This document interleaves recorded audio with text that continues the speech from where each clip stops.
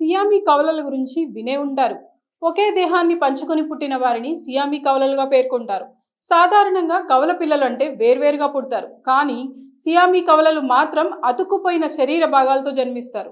ఇలానే ఇప్పుడు ఏపీలో ప్రతిపక్షంగా ఉన్న వైసీపీ, తెలంగాణలో ప్రధాన ప్రతిపక్షంగా ఉన్న బీఆర్ఎస్లు రెండు కూడా సియామీ కవలలను తలపిస్తున్నాయన్న వాదన వినిపిస్తోంది. అధికారంలో ఉన్నప్పుడు ఈ రెండు పార్టీల అధినేతలు ప్రజలకు చేరువ కాలేకపోయారు, ఇంటికే పరిమితమయ్యారు. అంతేకాదు, తాము చేసిందే శాసనం అన్నట్టుగా వ్యవహరించారు. ఈ క్రమంలోనే ప్రత్యర్థులపై కత్తి కట్టినట్టు వ్యవహరించారు. ఇటు చంద్రబాబు, అటు తెలంగాణలో రేవంత్ రెడ్డి వంటి బలమైన నాయకులను టార్గెట్ చేసుకొని రెచ్చిపోయారు. అంతేకాదు, వ్యవస్థలను కూడా భ్రష్టు పట్టించారన్న చెడ్డ పేరును మోసుకున్నారు. ముఖ్యంగా ఎన్నికల్లో విజయం కోసం ఏపీలో అక్రమ మద్యం ద్వారా వచ్చిన సొమ్మును ఖర్చు చేశారని, అక్రమ మద్యంపై ఏర్పాటు చేసిన ప్రత్యేక దర్యాప్తు బృందమే తేల్చేసింది. దీనిపై వేసిన తొలి ఛార్జ్షీట్లో ఈ విషయాన్ని స్పష్టం చేసింది. ఇక తెలంగాణలోనూ 2023 ఎన్నికలకు ముందు ఫోన్ ట్యాపింగ్ చేయడం ద్వారా ఎన్నికలను తమకు అనుకూలంగా మార్చుకున్నారనే ప్రయత్నం చేశారని కేసీఆర్పై ఆరోపణలు ఉన్నాయి.